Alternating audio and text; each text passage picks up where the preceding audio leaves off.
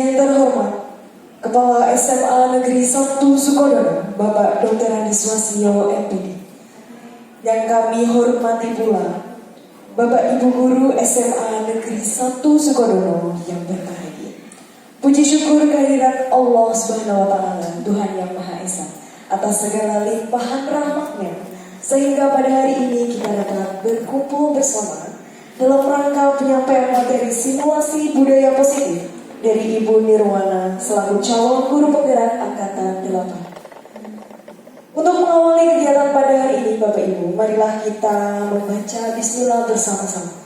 Bismillahirrahmanirrahim. Mudah-mudahan acara hari ini dapat berjalan, dapat terlaksana dengan lancar. Amin, amin, ya robbal alamin. Acara selanjutnya adalah sambutan dari Bapak Kepala SMA Negeri 1 Sukodono kepada Bapak Dr. Andi Swasio, MPD. Kami persilahkan.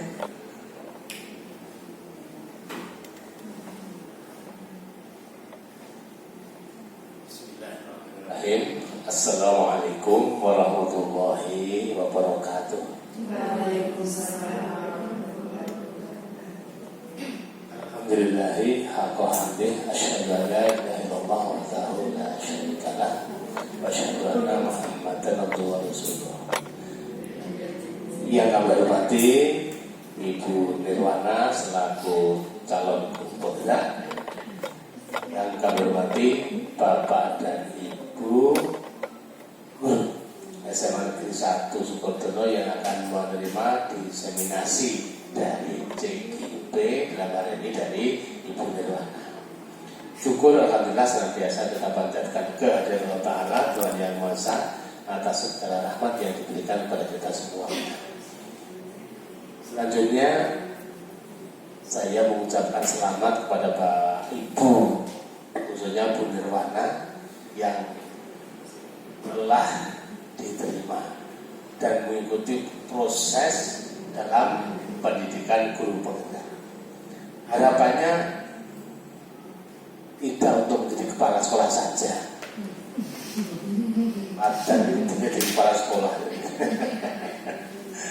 Tidak hanya menjadi kepala sekolah, tapi untuk yang lebih penting dari itu adalah dalam peningkatan layanan pembelajaran di sekolah kita. Guru penggerak ini dapat menjadi penggerak di sekolah masing-masing, akan menjadi penggerak dalam pembaruan sistem pembelajaran, pembaruan layanan pembelajaran, sehingga terjadi perubahan dan proses memberikan pendidikan kepada anak kita yang memerdekakan dan memanusiawikan. Itu prinsip dari kurikulum merdeka itu adalah merdeka dan manusiawi. Kuncinya itu untuk memberikan layanan pembelajaran yang memerdekakan sebisa mungkin dengan diferensiasi pembelajaran, layanan pembelajaran yang beraneka ragam model sesuai bakat, minat, dan kompetensi siswa. Diusahakan sebisa mungkin. Harapannya apa? Anak merasa sebagai peserta didik yang setara, dihargai sama, sehingga anak-anak akan bangga menjadi siswa, khususnya bangga menjadi siswa SMA Negeri 1 Sukodono. Ya. Nah, selanjutnya secara umum kita sebagai guru tidak hanya yang penggerak, tapi sebaiknya yang penggerak nanti menggerakkan ya, Bapak Ibu di SMA Negeri 1 Sukodono untuk mendirikan pembelajaran layanan pendidikan di SMA Negeri 1 Sukodono yang sebagus-bagusnya. Diawali dari Bapak Ibu. Jadi tugas penjenengan sudah masuk dari guru penggerak, memang menggerakkan segala potensi yang dimiliki sekolah. Ini sudah dibuka CGP angkatan ke-10 ya, ditutup tanggal 4 Agustus. Moga Bapak Ibu yang muda-muda, ini kesempatan bagi Bapak Ibu semuanya agar maju malih. Kita ceritanya kan? Pon nggih. Assalamualaikum warahmatullahi wabarakatuh.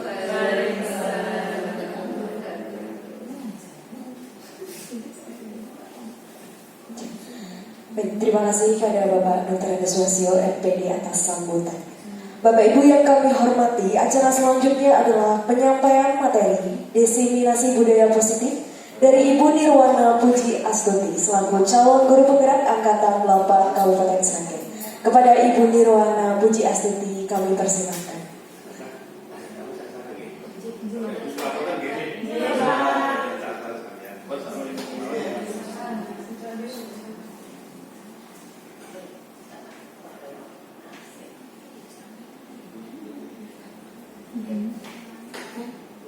Assalamualaikum warahmatullahi wabarakatuh. Dan rekan-rekan yang saya hormati, saya kasihi, dan yang saya tetap yakini bahwa Bapak Ibu guru di sini juga menyayangi saya, itu yang paling penting. Pertama, saya berterima kasih sekali kepada Bapak Ibu yang ada di sini karena meluangkan waktunya untuk mengikuti acara diseminasi budaya positif oleh saya sendiri. Ini kita nanti santai saja ya. Salawat dan salam tak putusnya kita haturkan untuk Nabi besar, dengan Nabi besar kita Muhammad Sallallahu Alaihi Wasallam. Semoga kita semua selalu dalam pilihan Allah sebagai untuk mendapatkan syafaat di hari akhir nanti. Ya. Ini nanti saya hanya memaparkan. Jadi nanti kita sedikit, karena kita pengennya santai-santai aja ya, nggak usah terlalu serius sekali. Jadi nanti biar waktu tidak terasa gitu. Nah, sebelum masuk ke materi, saya sambil berdiri tidak apa-apa ya? Saya nggak bisa duduk soalnya. Oke, saya di tengah ya. Ya, kelihatan akrab gitu. Ya. Sebelum masuk ke inti, saya ingin bertanya dulu. Cuma ngacung aja, nggak usah ngasih komentar. Bertanya aja saya. Bapak Ibu guru cuma ngacung aja. Ada pertanyaan pemantik, biar kita fokus di sini ya. Yang pertama, apakah benar pemberian hukuman itu dapat mendisiplinkan siswa yang sepakat dengan ini? Coba ngacung. Ini pertanyaannya. Pemberian hukuman apakah dapat pemberian hukuman dapat mendisiplinkan siswa?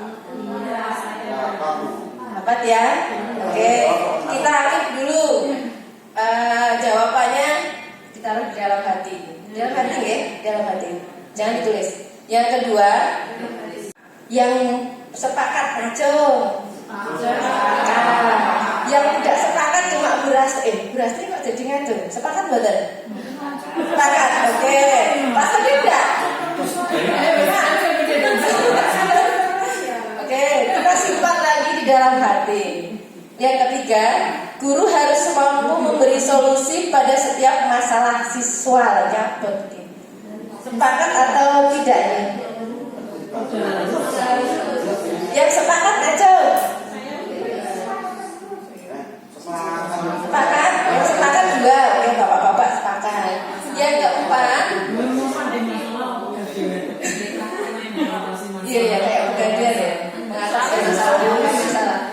Yang keempat, guru mampu menjadi teman bagi siswa. Sepakat buatan ini. Saya orang berdasarkan orang beranak. Oh, sepakat. Ya, kita lanjutkan dulu ini pertanyaannya nanti mudah-mudahan sudah selesai untuk slide pertama. Jadi nanti kita bisa melihat apakah tadi jawaban kita itu pas atau sudah tidak pas di zaman sekarang. Seperti itu ya. Kita mulai dulu dari positive mindset. Ini Bu Rastri pintar banget ya bahasa mindset. Positif ya. Apa itu budaya positif? Budaya positif adalah perwujudan dari nilai-nilai universal yang diterapkan di sekolah. Nilai universal itu nilai yang masih umum. Nah, nilai-nilai itu adalah kalau Bu Titik mengatakan nilai itu apa Bu Titik? Kalau di sosiologi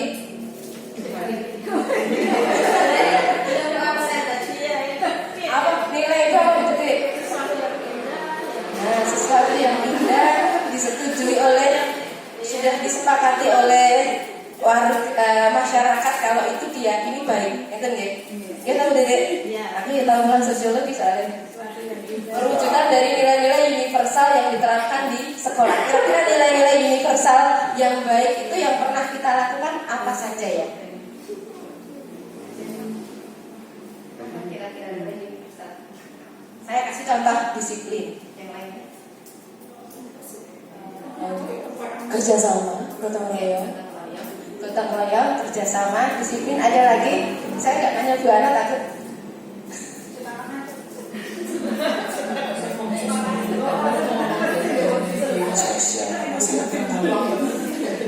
Sosial, bersosial ya, jadi ada gotong royong, kerjasama, disiplin, sopan santun, banyak sekali ya.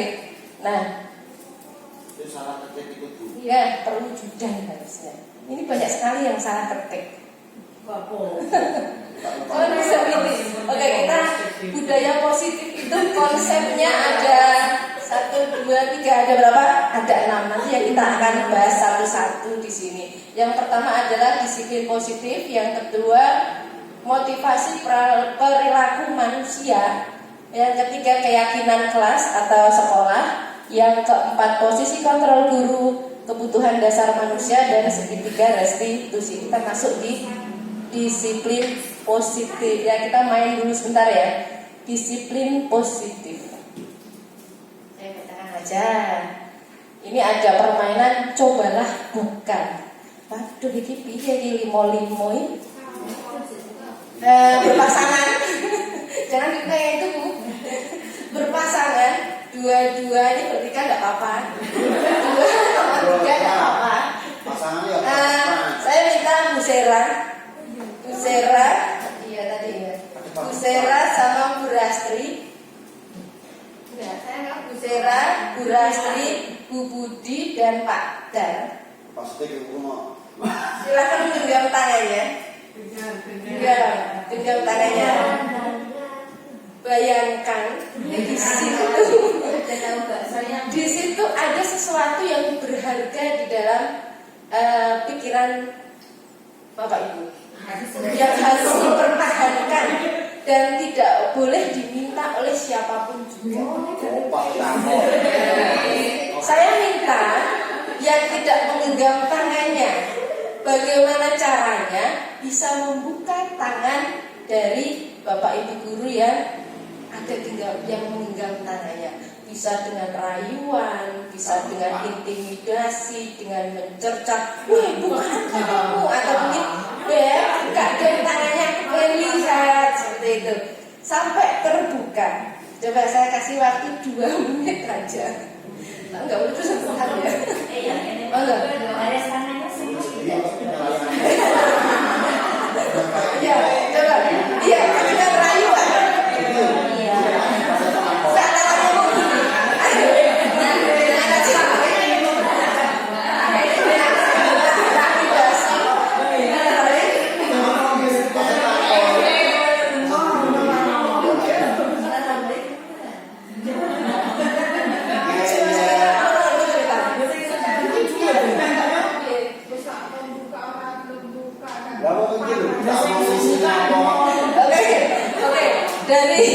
Dari sini saya menangkap beberapa. Ada yang mau intimidasi, bukan enggak. Di sebelah sana. Yang di sini dengan lemah lembutnya, dan dibuka dong.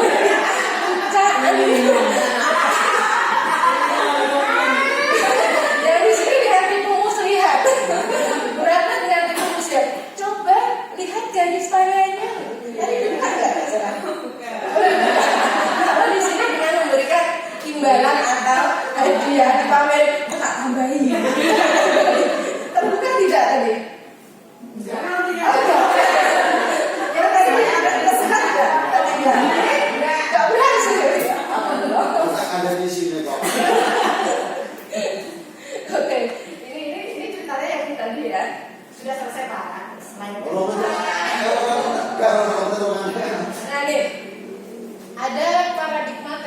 kontrol untuk budaya positif menurut William Glasser.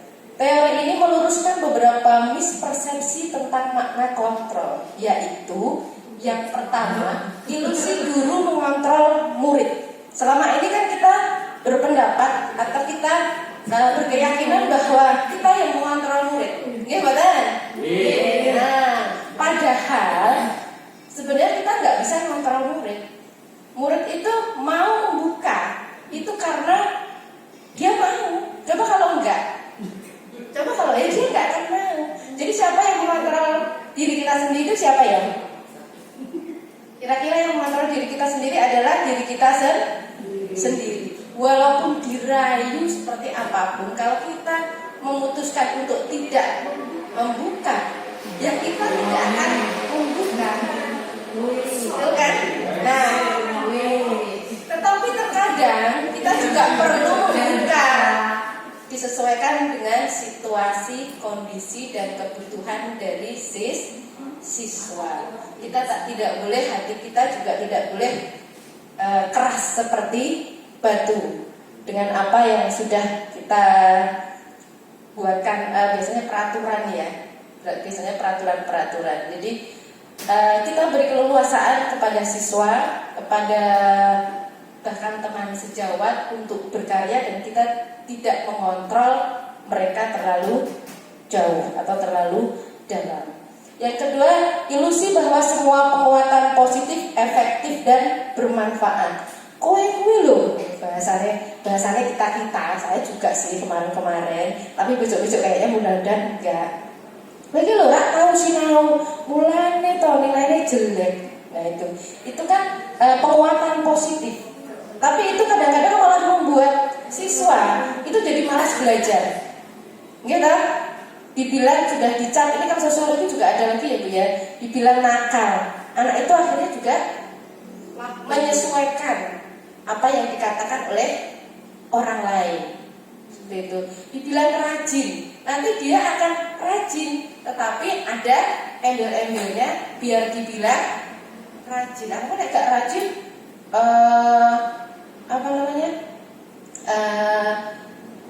maskot saya sebagai anak rajin hilang dong. Jadi itu belum masuk dalam budaya positif. Kontrol dirinya karena ada sesuatu hal yang mengharuskan dia menjadi seperti itu. Sampai di sini ada pertanyaan Bapak Ibu?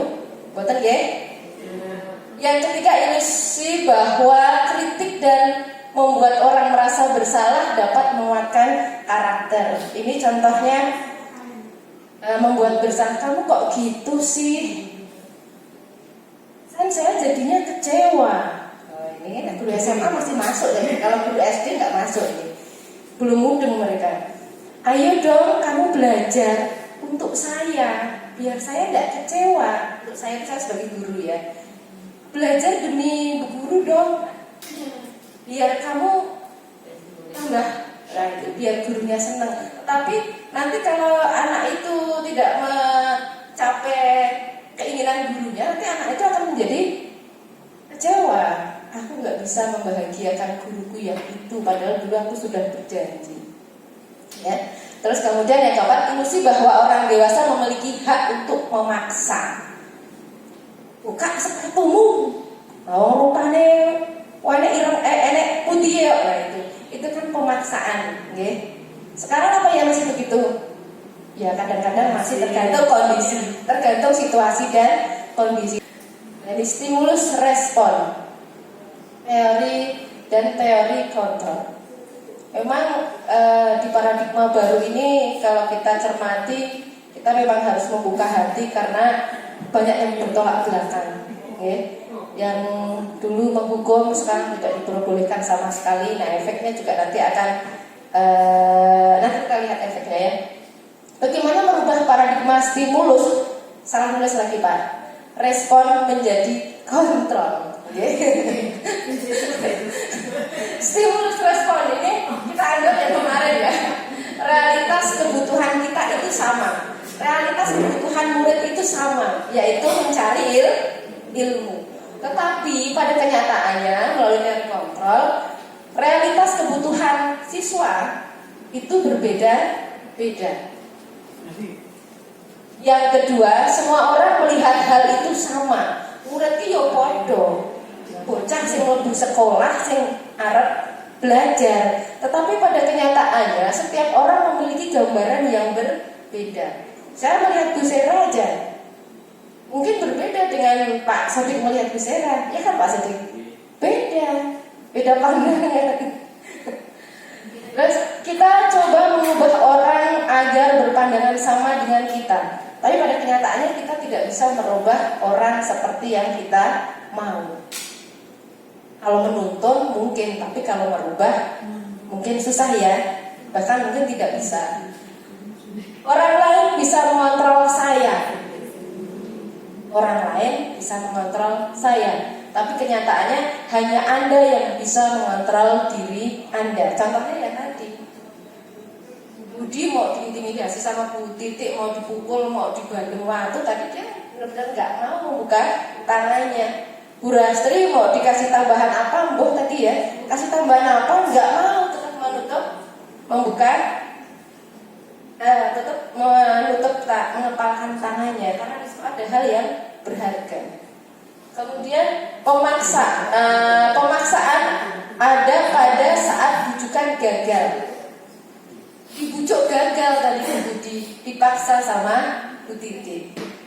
Kalau Bu Yatmi membujuk gagal terus diam. Kolaborasi dan konsensus menciptakan pilihan-pilihan yang baru. Jadi kalau kita gagal dalam suatu hal, kita harus punya konsep yang lain. Ada alternatif kedua, ketiga, dan seterusnya. Model berpikir menang kalah. Kalau dulu tuh model berpikirnya menang kalah. Menang, aku sing kalah. Aku sing menang, kowe sing kalah kan gitu. Kayak lomba ya, berprestasi. Kowe sing ranking 1, aku sing ranking kali dhewe ya gitu. Kan itu ketahuan kalau dulu. Kalau sekarang model berpikirnya menang dan menang. Semua menang. Jadi hasilnya semua berhasil di bidangnya masing-masing. Tidak ada yang menang, juga tidak ada yang kalah. Ini tentang kontrol ya, mindset ya tadi ya, positif mindset. Sekarang yang disiplin positif. Nah, disiplin positif itu sendiri apa? Disiplin positif itu adalah salah satu cara penerapan disiplin yang bertujuan untuk menumbuhkan kesadaran serta memberdayakan anak untuk melakukan sesuatu tanpa imbalan, ancaman maupun hukuman. Kalau kita bicara dengan disiplin, kira-kira yang terbersit dalam benak kita itu apa ya? Dihubungkan dengan hukuman dan ancaman.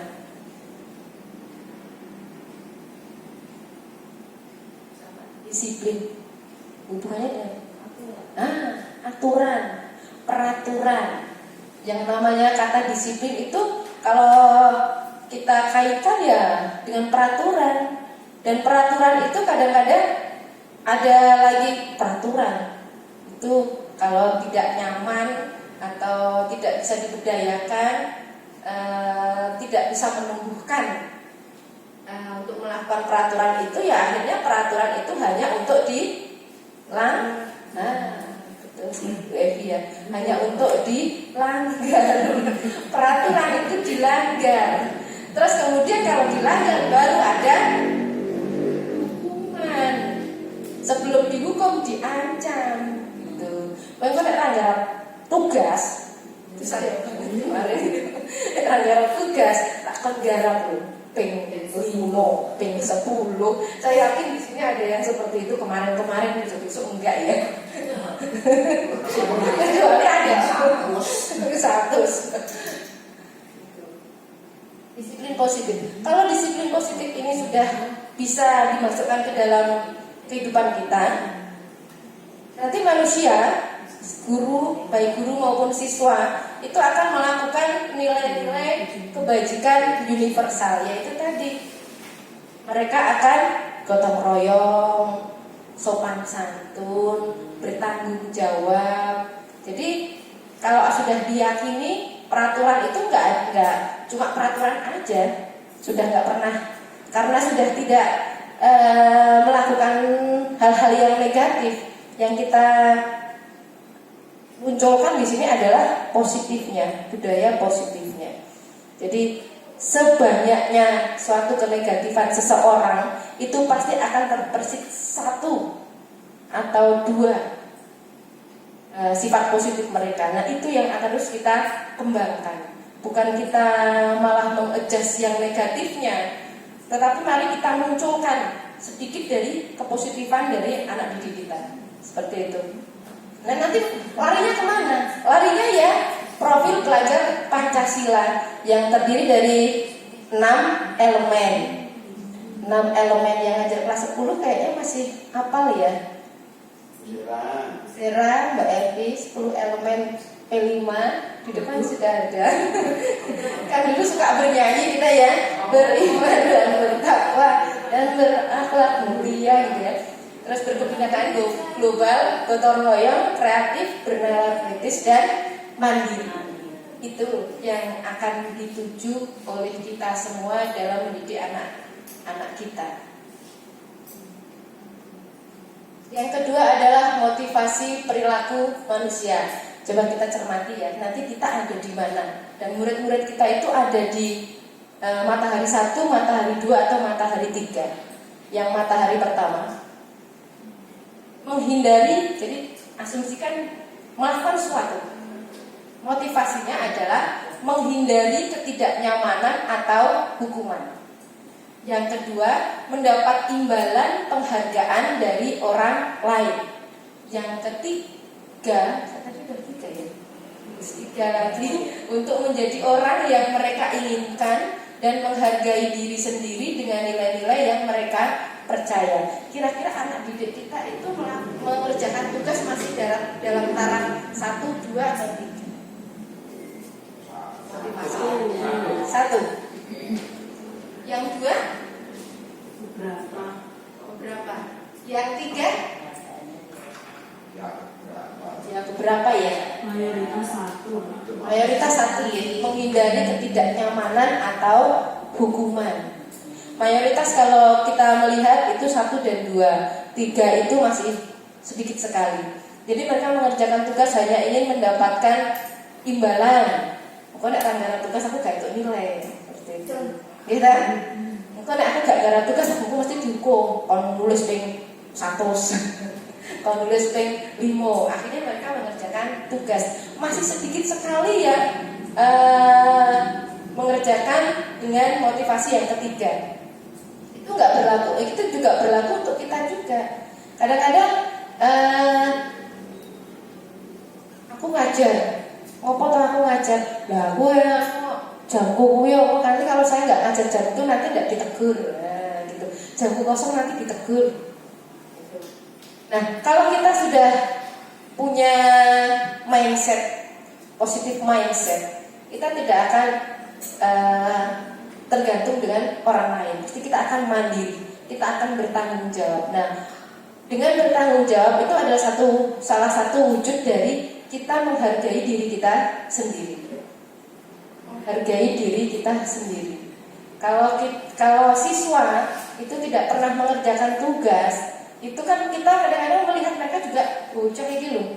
Kak, kok nggak berharga sekali gitu di mata kita ya kayaknya ya.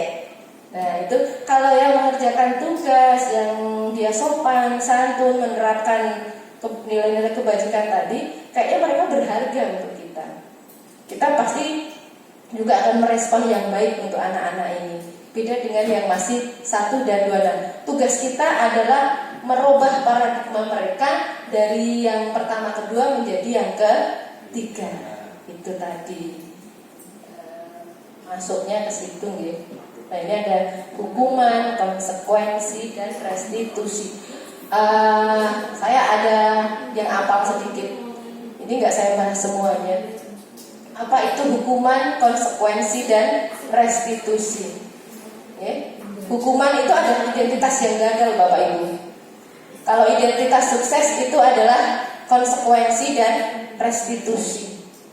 Hukuman itu jelas ya. Jadi tadi ada yang menjawab. Yang pertama tadi pertanyaan romantik. Dengan hukuman bisa menambah prestasi anak, itu kedisiplinan anak. Ternyata dalam konsep ini hukuman itu malah identitas yang gagal. identitas yang gagal. Contohnya seperti ini. Saya ambil dari hukuman itu membuat murid nyaman atau tidak, Bapak Ibu? Tidak, ya. Kalau konsekuensi itu tidak nyaman, tapi jangkanya pendek. Tapi kalau hukuman itu jangkanya panjang. Kalau restitusi itu bisa menguatkan murid dalam jangka yang panjang. Hukuman itu kadang membuat anak-anak itu langsung ngedown. Akhirnya inovasi mereka terhenti, otak mereka berhenti berkreasi. Tapi kalau konsekuen itu terjadi antara komunikasi antara kedua belah pihak. Contohnya, nanti kalau kamu 3 kali terlambat, kesepakatan kelas kita kan harus masuk tepat waktu. Kalau kamu terlambat itu 3 kali, kamu kesempatan lagi hukumannya, konsekuensinya. Jadi ada komunikasi 2 arah. Tapi kalau hukuman tidak ada komunikasi 2 arah, itu biasanya nanti akan spontan, langsung. Anak terlambat, wes kono ngadeg nang ngarep berdiri di depan kelas misalnya. Aku nggak mau melihat mukamu. Gitu. Tapi kalau konsekuensi kamu sudah terlambat berapa kali? 3 kali, Bu. Kemarin kesepakatannya apa kalau terlambat 3 kali? Harus membersihkan kelas, Bu. Nah, itu konsekuensi. Nah, akan lebih bagus lagi kalau kita restitusi. Jadi anak kita beri keyakinan untuk mereka bisa berdisiplin. Ini penjelasan hukuman, konsekuensi, dan restitusi. Hukuman tidak terencana. Kadang-kadang kita memang tidak terencana yang memberi hukuman, ya. Bersifat satu arah, bisa berupa hukuman fisik maupun psikis. Konsekuensi terencana, sudah disepakati, bentuknya dibuat oleh pihak guru dan siswa ini, ya. Guru dan siswa. Nanti saya tambahkan lagi. Kalau restitusi, ini proses menciptakan kondisi bagi murid untuk memperbaiki kesalahan murid. Jadi yang memperbaiki kesalahan itu bukan kita, tetapi murid sendiri disuruh memilih, sehingga mereka bisa kembali pada kelompok mereka dengan karakter yang lebih baik. Konsekuensi. Coba ini pertanyaan lagi. Brastri yang ngantuk nomor 1. Bang Brastri. Menulis kata saya tidak akan mencontek lagi saat ulangan sebanyak 100 kali. Jadi menulis 100 kali, tulisannya saya tidak akan mencontek lagi saat ulangan. Menuliskan kata saya tidak akan mencontek lagi saat ulangan. Ditulis itu sebanyak 100 kali saat pembelajaran berakhir. Jadi nggak saat itu juga.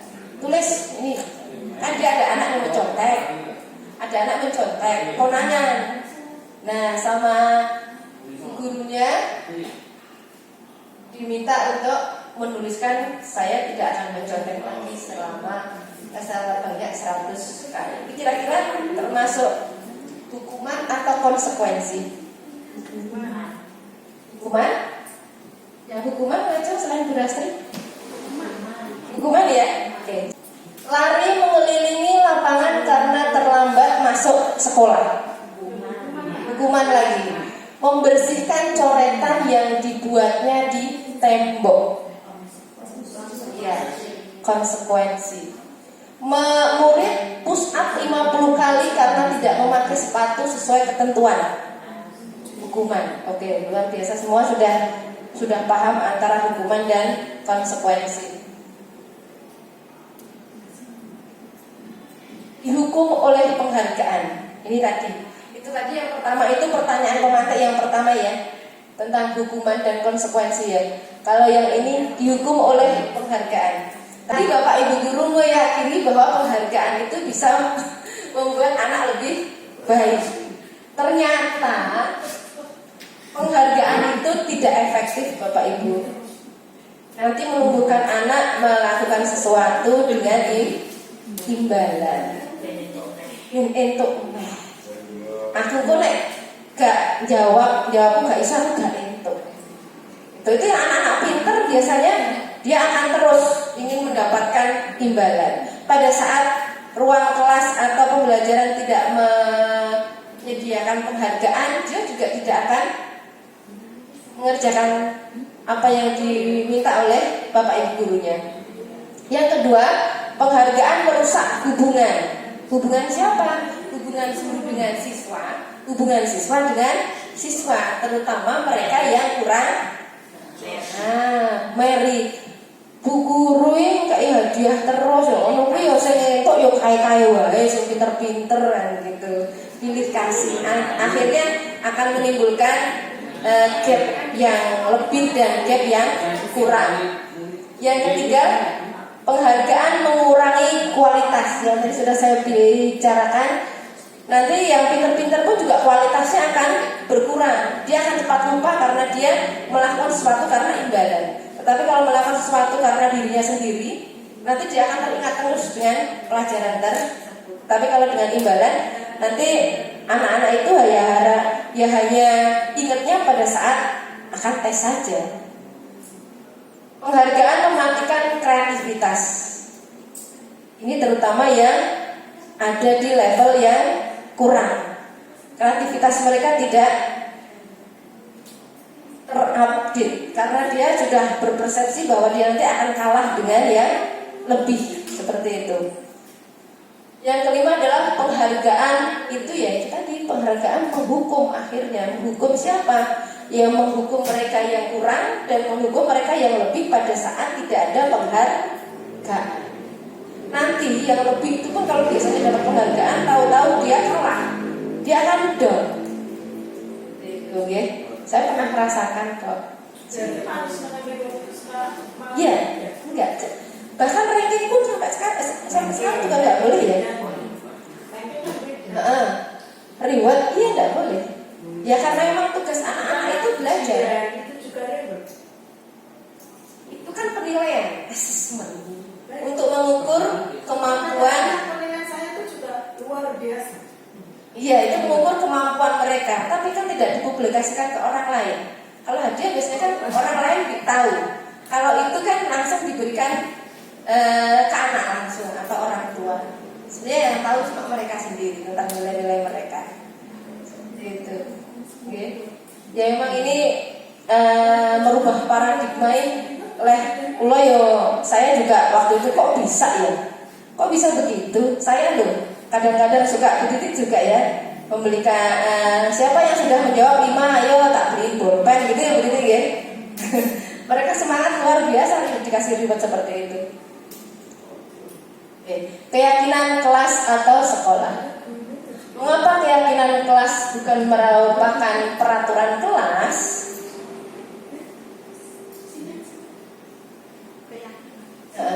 Mengapa keyakinan kelas bukan merupakan peraturan kelas? Kalau peraturan kelas itu yang membuat cinta. Biasanya wali kelas ya, guru. Peraturan. Ini pertanyaannya, mengapa keyakinan atau itu saya cari, mengapa keyakinan atau kesepakatan kelas bukan merupakan peraturan kelas?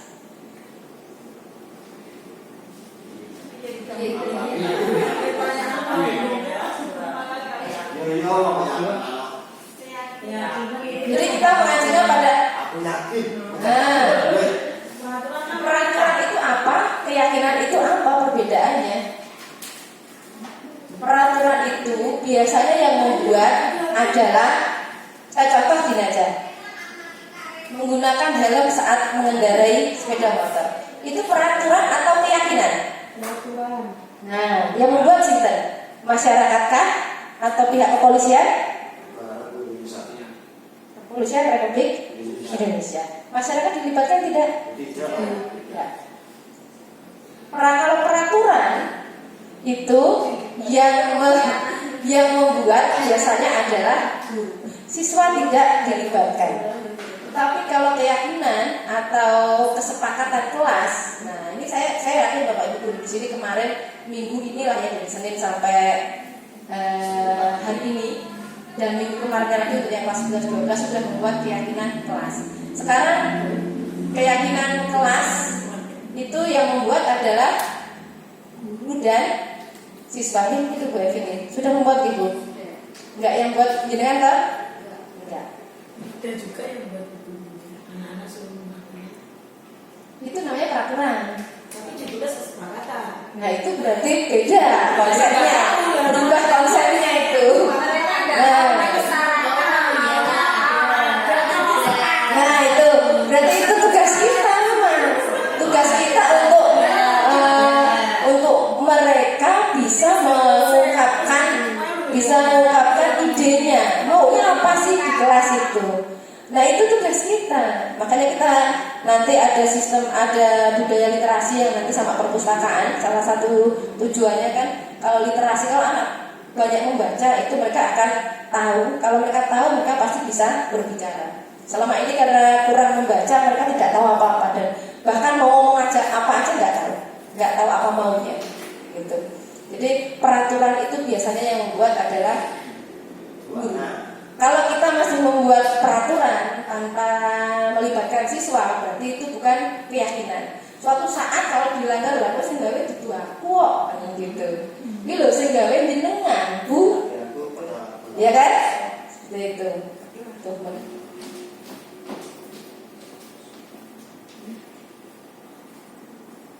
Mengapa guru dan murid datang ke sekolah pukul 07? Karena itu termasuk peraturan atau keyakinan? Peraturan ya, kan kita nggak bikin. Coba kalau kita bikin, kita pasti sama menteri ini jam 9 aja Pak. Gitu. Pak. Ini berarti peraturan ya. Mengapa kita mencuci tangan dan menggunakan masker setiap saat? Ini kira-kira keyakinan atau peraturan? Keyakinan. Kita yakin bahwa kalau mencuci tangan itu bersih, terbebas dari kuman. Itu keyakinan yang membuat yang kita yakini untuk kita jalankan. Ini contohnya ya. Peraturan di sini tadi yang sudah saya utarakan. Peraturan biasanya dibuat oleh guru dan bersifat satu arah. Keyakinan dibuat oleh guru dan siswa dan sifatnya universal. Prosedur pembentukan keyakinan kelas. Ini kita sudah terlanjur membuat ya, sebenarnya nggak pakai prosedur yang ngeridik kayak gini juga terwajib kan Mbak Evi ya, Ibu Evi ya. Mempersilahkan warga kelas untuk mencurahkan idenya. Bu Budi, di sini dia nomor 1 tadi. Kalau murid belum bisa mengatakan apa katanya, di sini mempersilahkan warga kelas untuk mencurahkan idenya. Yang kedua, ide itu dicatat sebagai masukan. Ganti kalimat negatif menjadi kalimat positif. Contohnya, tidak masuk, tidak boleh terlambat, itu kalimat negatif. Diganti dengan kalimat positifnya apa? Boleh masuk. Masuk tepat waktu. Tidak boleh mencontek. Apa? Contoh saat ulangan. Ini kesepakatan pada saat mengerjakan dengan jujur, mengerjakan jujur. Nah, berarti yang budi ya.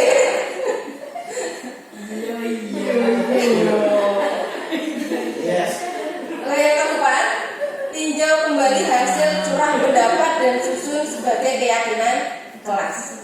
Karena satu kelas kalau SMA itu 36 semua mengungkapkan, kemudian tinjau lagi menjadi 3 sampai 7 keyakinan saja. Karena kita kalau kita mempraktekkan benar dari 36 kita suruh curah pendapat, itu pasti dari 1 atau 2 atau 3 ada itu mereka walaupun kata-katanya berbeda tapi intinya sama. Nah itu kita kerucutkan lagi 3 sampai 7 keyakinan saja. Terus kemudian disetujui setelah sudah dapat 3 atau 7 dengan kalimat positif, disetujui dengan menandatanganinya. Siapa yang bertanda tangan? Ya warga kelas, murid dan guru.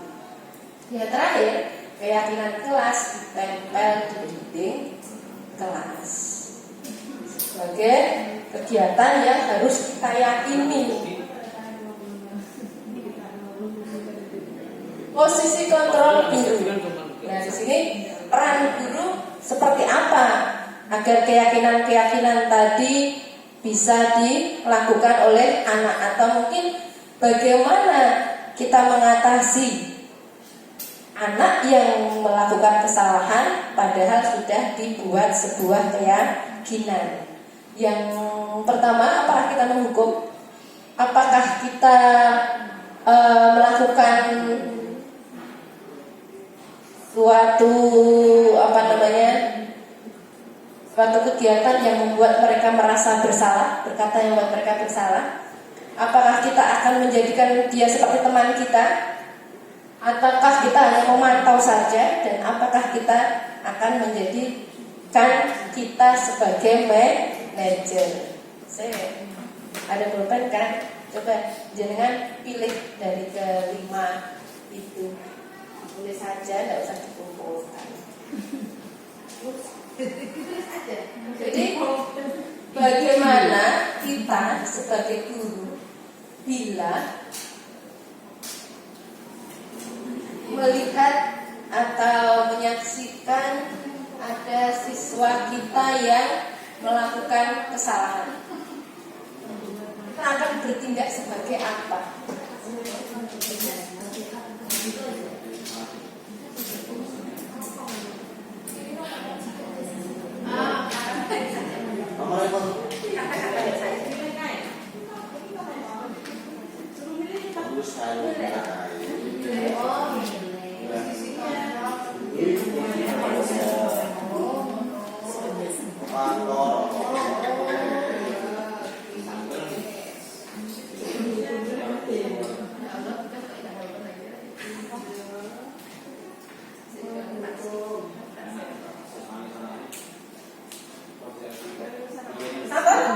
Sudah?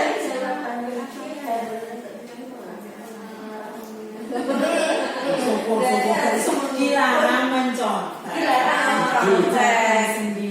Jujur.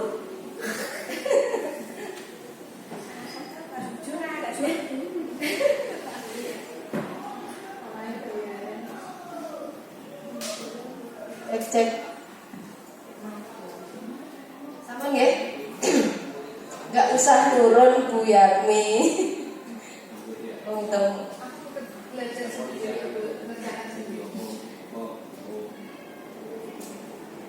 Sudah nggih? Sudah ya? Saya tunjukkan sedikit video. Nanti jawabannya disimpan saja. Nanti ketake jawabannya itu apa ora gitu.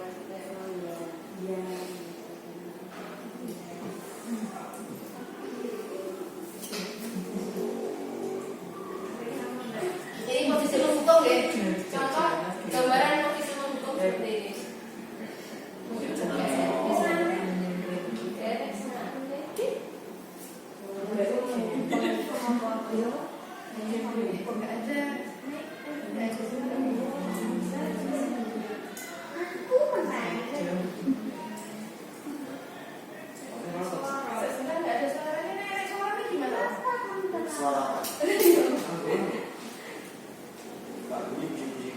Kok tadi nggak pakai speak?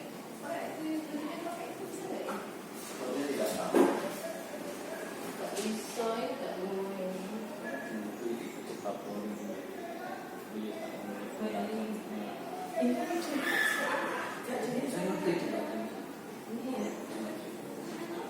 Ini ada kata-katanya soalnya. Ada kata-katanya. Oh, ada kata-katanya.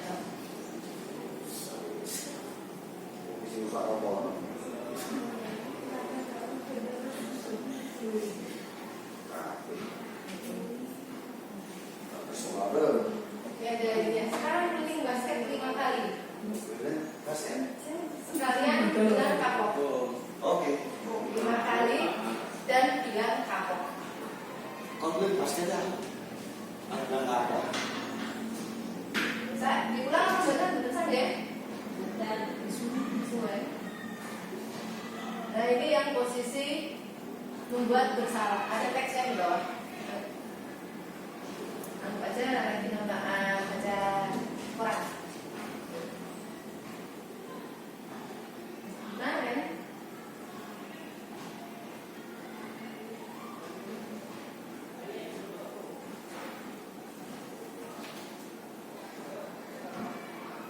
agak lembut ini suaranya ya. Ya Tuhan, senang ya bikin ibu susah. Ini kayak apa namanya, membuat orang merasa bersalah.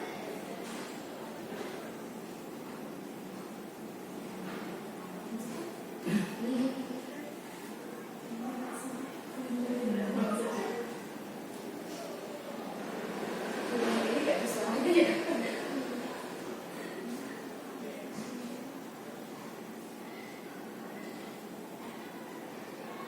Ibu harus apa coba? Itu mana jawaban? Ibu harus apa coba? Maaf sekali lagi. Ibu sudah lain kali jangan bikin ibu susah lagi ya. Ini dibantu semua. Ibu bisa jantungan, ibu bisa dimarahin kepala sekolah.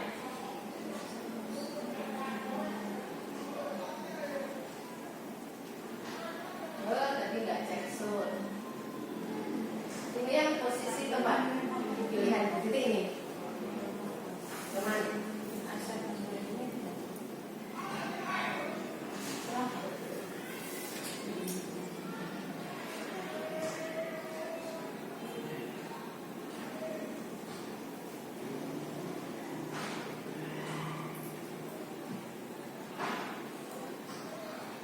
Masa mendidik begini?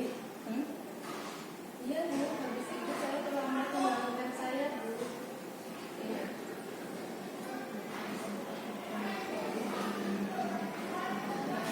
Anak enggak? Enggak, ini enggak respon.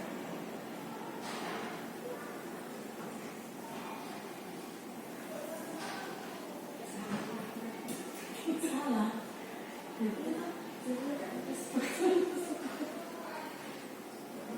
Iya, Bu. Kadang tak bisa.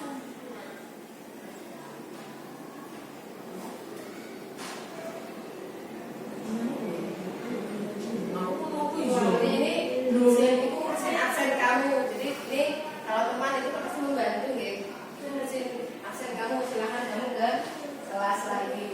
Oh.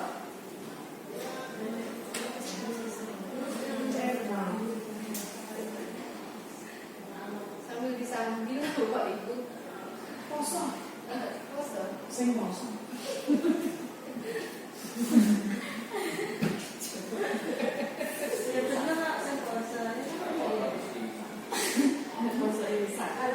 Kalau pemantau itu sudah menyebutkan apa peraturannya?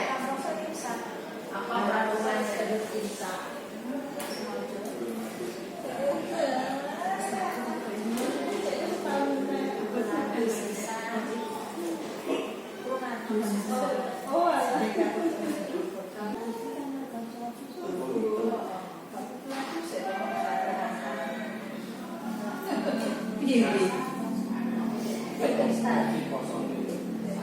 Nah, di posisi saya langsung ke posisi manajer saja.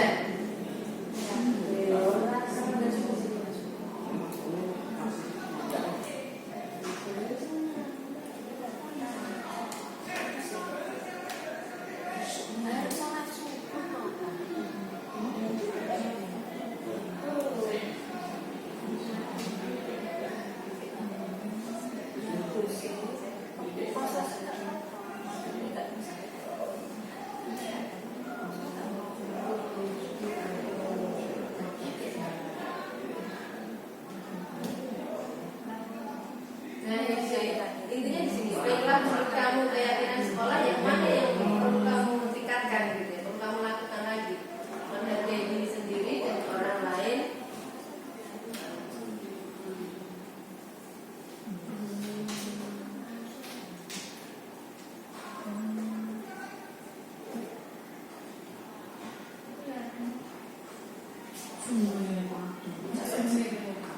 Nah, anak disuruh untuk memilih apa yang akan kamu lakukan.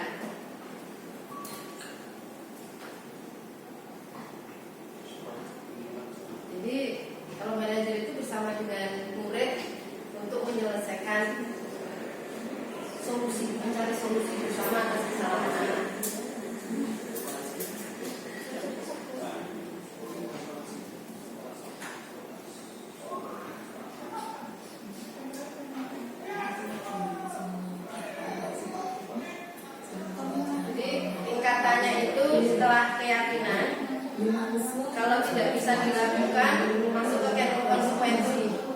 Baru kalau konsekuensi juga tidak bisa dilakukan, yang paling terakhir itu hukuman yang kita lakukan. Jadi yang paling terakhir kalau kita sudah benar-benar mentok. Ya cari duit Pak. Kalau sudah kita apa itu? Nah, semuanya ya nanti tergantung sama. Biasanya kan kalau hukuman berat itu akan melibatkan pihak sekolah yang lain, siswa, BK, sama mungkin kedua orang tua. Paling sulit.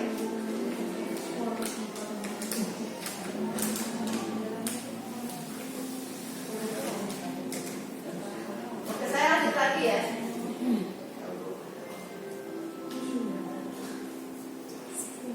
Nah ini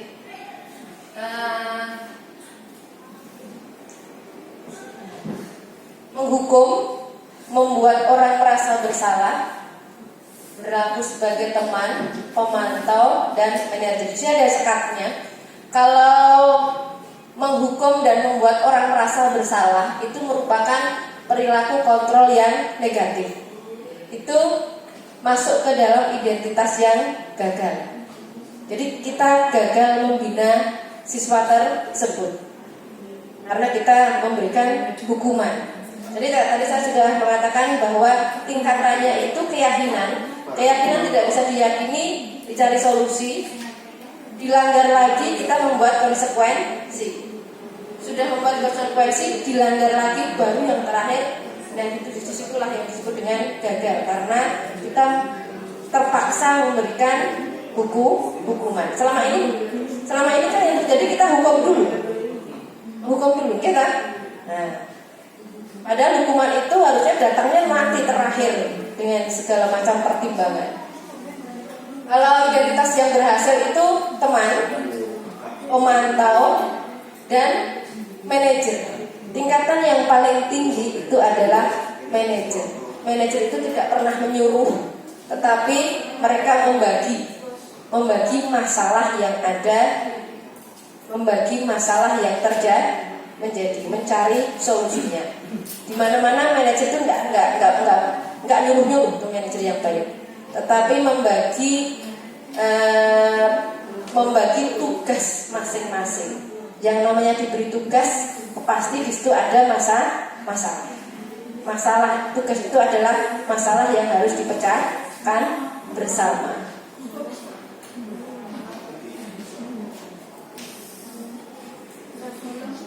Ciri-cirinya, kebutuhan. Nah sekarang kebutuhan dasar manusia. Kebutuhan dasar manusia itu ada 5. Yang pertama adalah bertahan hidup, penguasaan, kesenangan, kasih sayang dan rasa terima, dan kebebasan. Minta konsultasinya lagi untuk yang pertama. Aku senang bercerita dengan ibu guruku. Seru. Itu termasuk kebutuhan apa ya? Kita lihat dari lingkaran ini, 5 kebutuhan pokok manusia. Kasih sayang ya. Aku senang bercerita dengan ibu guruku. Seru. Ya, kesenangan itu udah ada kata kuncinya. Aku senang. Dia senang. Kesenangan. Nah, ibu guru mau mendengarkan ceritaku. Ibu guru mau mendengarkan ceritaku karena ibu guru menyayangiku. Kasih sayang. Kalau nggak ada kasih sayang, nggak mungkin kita mendengarkan. Kita seperti bapak ibu guru yang ada di sini, karena sayang dengan saya, jadi mau mendengarkan saya. Aku hebat kan, bisa buat ibu guru mendengarkan ceritaku. Apa ini? Nggak ada hebat. Apa ini?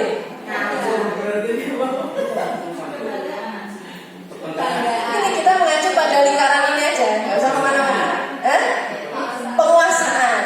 Kita belum bisa menguasai seseorang untuk menerima kita, untuk menyayangi kita. Yang terakhir, aku bosan dari pagi belajar terus di dalam kelas.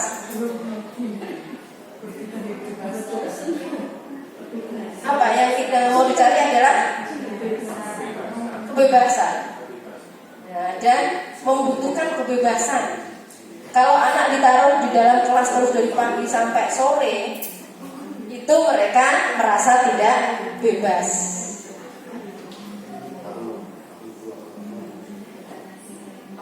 Tiga slide lagi Bapak Ibu. Ini kita berimajinasi lagi, monggo. Dunia berkualitas. Sebentar, tadi ada yang kurang ya. Kebutuhan bertahan hidup. Ini contohnya apa nih? Bertahan hidup. Kebutuhan bertahan hidup.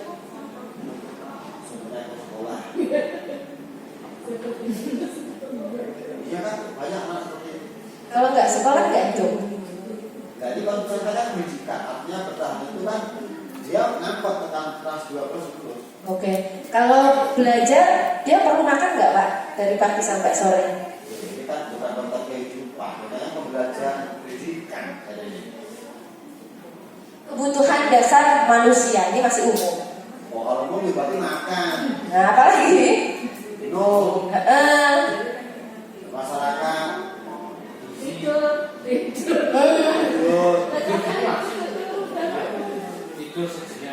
Tidur sejenak itu juga mempertahankan hidup loh.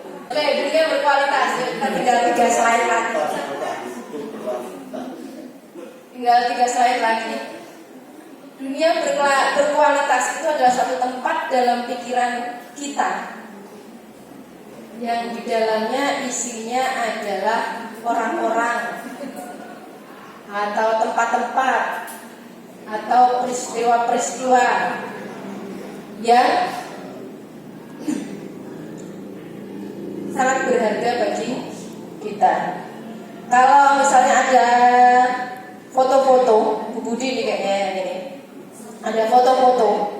Kira-kira yang disimpan kalau dunia berkualitas itu adalah album foto. Kira-kira yang Bu Budi simpan di dalam album itu fotonya siapa? Atau fotonya pas apa? Untuk pas momen-momen istimewa. Saya diceritakan. Pertanyaannya siapa? Bisa siapa? Bisa apa? Siapa ya? Aku yang Orang yang berkesan. Tergantung dari kegiatannya. Kalau kegiatannya lagi di sekolah ya teman-teman sekolah. Oke, Kalau momennya lagi di keluarga ya sama keluarga. Jadi tergantung dari kegiatan itu. Oke, berarti yang ada di dalam dunia berkualitas kita adalah orang-orang yang kita sayang, baik yang ada di rumah maupun yang ada di tempat kerja. Sayangi di tempat kerja bukan menyayangi yang seperti itu loh ya. Nah, bahagia dan terpenuhi kebutuhan dasar Anda. Syaratnya adalah bahwa sesuatu itu harus terasa sangat baik bagi Anda dan memenuhi setidaknya 1 atau lebih kebutuhan dasar Anda. Kebutuhan dasar tadi ada berapa? Ada 5. Sama mahasiswa juga seperti itu, kebutuhannya ada 5 itu tadi. Jadi kalau kita mendeteksi mereka sudah bosan, ya kita harus membuat mereka tidak bosan. Mereka ingin bebas, ya bebas. Seperti Bapak Ibu guru yang ada di sini, saya menangkap sudah mulai merasa ketidakbebasan karena materinya yang sangat banyak ya. Oke, siapa orang yang paling penting dalam kehidupan Anda? Itu pasti adalah keluarga kita. Di sini kita bisa memasukkan kebutuhan kita, yaitu kebutuhan akan kasih sayang dengan keluarga. Nilai kebajikan apa yang terpenting dalam hidup Anda? Ya kasih sayang, gotong royong, sopan santun, dimanapun kita berada. Apa pencapaian Anda yang sangat membanggakan Anda? Coba saya minta Bu Evin ya, pencapaian yang membanggakan.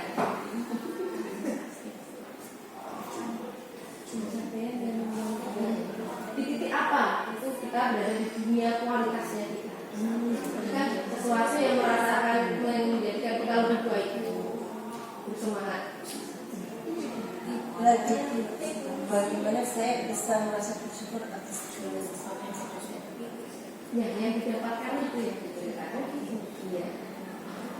Itu masih universal sekali.